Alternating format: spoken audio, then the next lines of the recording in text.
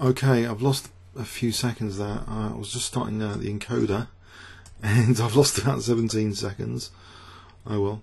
So I'll try and play a solid system if possible. This one, whatever it's called. This one I hate playing with black. I think Paul Georgiou tortures me with it on 5-minute chess. We're going to be playing in a 5-minute over the board tournament soon. Actually, this was in a master game recently. If you remember that Shirov game with the F7 issue, someone sort of put pressure on F7. Maybe F7's weak here with Knight G5, Queen E8. Is it potential weakness? So this kind of solid thing, it's like an irritation to the fianchettoed bishop. I think I'll have to go back there. If he constructs this centre as like a reverse French, so maybe I'll annoy with prompting for C6 as well, it'll weaken some dark squares. Okay. I go back there. And then maybe bishop G3. So this looks as though I'm being quite annoying positionally, I think. Okay, can I prepare for the C file? Maybe C4, because in the French defence you'd be playing for C5 and F3 as the breaks. F3 is a bit discouraged with this E3 pawn, so I think C4. Okay, I'll get on to the. No, I think I'm gonna play for B3, so I'm gonna play this to play for B3. It's not that easy to get that pawn just yet, but maybe A4 to stop B3. Is he gonna do that? Nope. Okay, I'll come back and I'll play for C4 now. And it definitely is looking like a reverse French defence, but with a bonus, a huge positional bonus, that this bishop is outside the pawn chain, striking down beautiful diagonal. And this fianchetto bishop, which normally, White wouldn't be fianchetting the bishop against the French defence. So that's quite a big thing to think about in reverse, actually. What is going on there? Is it an improved French defence because the bishop's fianchettoed? Well, the queen's definitely a target at the moment on the C file. And then B6 could be a target if he takes. And also knight D6 is going to be juicy. So is the bishop fianchettoed a problem with the dark squares? Not only have I got the bishop outside of a normal French defence pawn chain, it's covering some interesting squares. On the other hand, black's got assets. Pass pawn here. Centre does look a bit crumbly like a French defence. Advanced variation, because in the advanced variation it'll be like that. Can I not just, I don't know, C5 looks juicy as well as CD. I don't want to give up that D5 square. On the other hand, I don't want B5 to be weak. On the other hand, it seems well supported with maybe B6 and C6 later. C6, my queen's protected against rook C6s, and B8's covered. So is it worth trying for C5? I'm going to go for it, I think. Although taking on D5, I think, would have been a good plan as well. Maybe better plan now. Can I get B6 and C6? That was a bad choice of plan, wasn't it? I could have just won that E4 one, maybe. I don't know. Unless I don't know now. I don't know. Okay. Let's play for C6 anyway. I'm trying to reap the benefits of this plan. Maybe it was just a matter of preference. Because there's knight C4 to queen B6. If I'm going to get knight C4 anyway, if I want that pawn, I can take that pawn now anyway. In fact, can I not just take it here? Free pawn. Okay, so it's kind of pinning that knight unless he wants queen exchange. I think I want to keep D4 covered. I don't want that huge knight, so I'm going to take like this, sort of breaking a principle. But he's got that bishop on that, so okay. Can I challenge this? Can I play for bishop E5? I'm going to lose a piece, aren't I?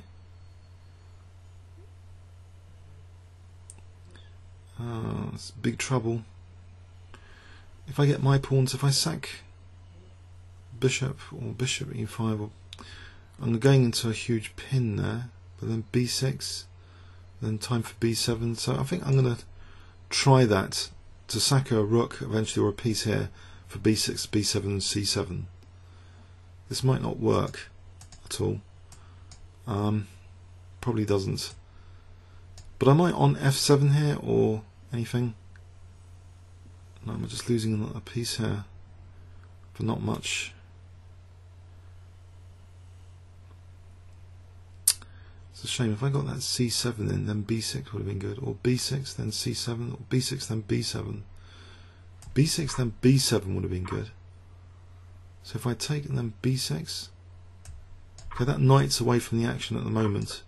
So if I can get b7 and c7, maybe this is okay, this piece sack. I hope so. Knight e6, c7, and then there's b7. I get both. The key is to get both of them here. I think this is... He's going to have to sack, isn't he? But unfortunately, that's going to solve... Oh, what a pain. That solves the problem. Unless I get this rook d8, then take on e8. Well, he takes on c7. That's a pain. Okay, can I protect this for a moment? We're going to exchange off prisoners here.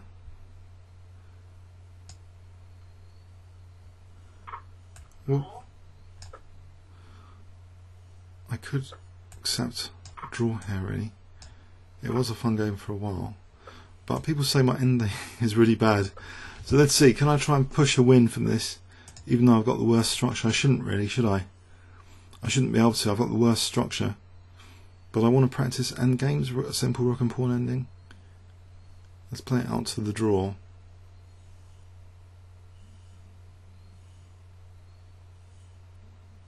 I suppose h4 to fix this pawn. Doesn't he want to play it on? Am I still connected? I'm still connected, but is he stopped? Is he not going to play on?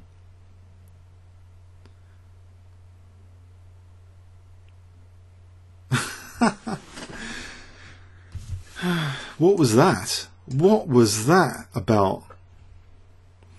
Okay, let's try and get a winning plan here if possible, to do with e5, e6. Is it possible to win these sort of positions at a non-GM level? I can lose it allowing that, so let's try and stop a rook d3. I'll get my key. He's letting me get a much better king here, so I can get e5 in soon. Seriously, what is he doing here? If I get a king and then e5, then e6 might actually be a threat.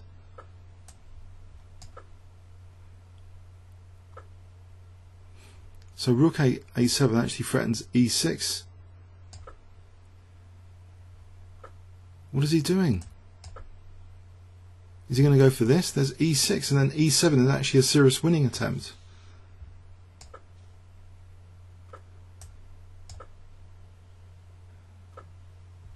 Blimey.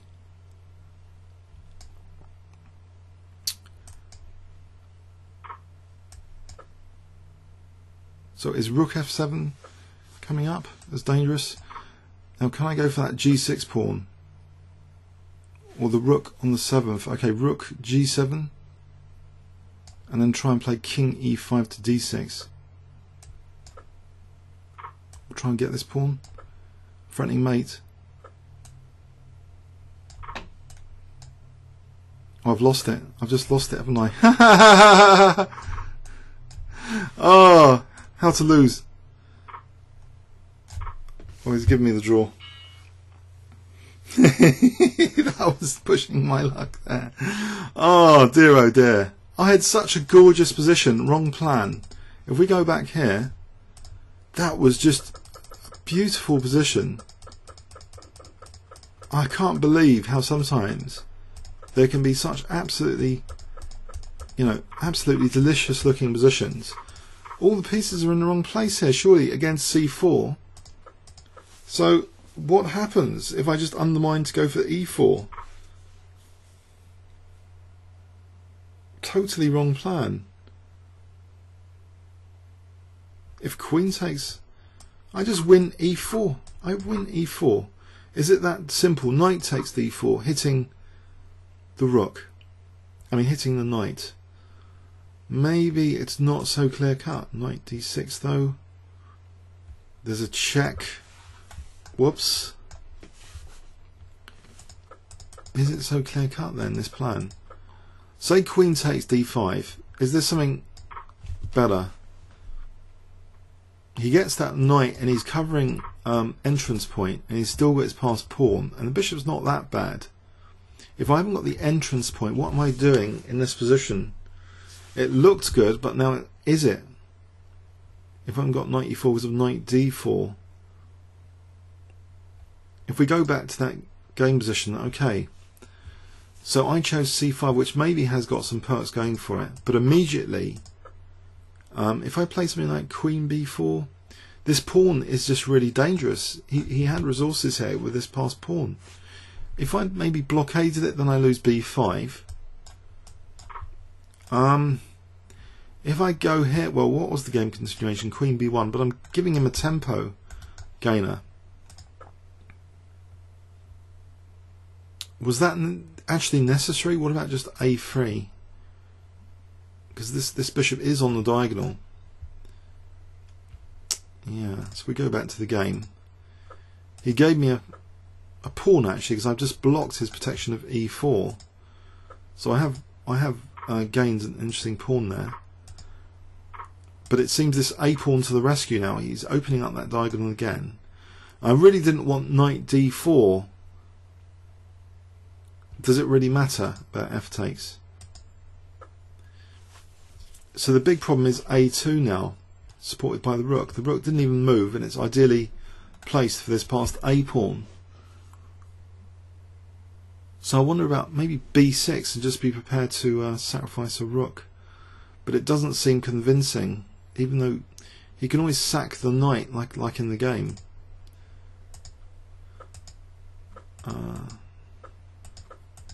So he sacks the knight to balance out these passed pawns here. Unfortunately. Where did he get the passed pawn from is the other question. Where did this passed pawn arise? This passed a pawn. I think it arose from the bishop b5 actually, now come to think about it.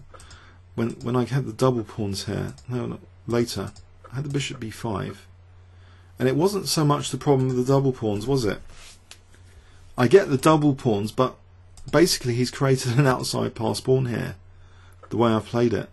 He's forced the queen not to protect b5, so he's basically generating an outside passed pawn. And not only that, the outside passed pawn is later protected on the diagonal, so something happened to also this triangle which was designed against this bishop. So not only he's technically got a passed pawn, I actually ruined my triangle. So how did that happen? I think it was the c4 idea. So again, treating it like reverse French, I don't know, he's got the asset of the passed a pawn here. If I don't play for c4, I don't really know actually. I think c5 broke the triangle, so there is a hook on c6 actually. But even so, you know, he's still got that passed pawn. The knight is strong here. Okay, comments or questions on YouTube? Thanks very much.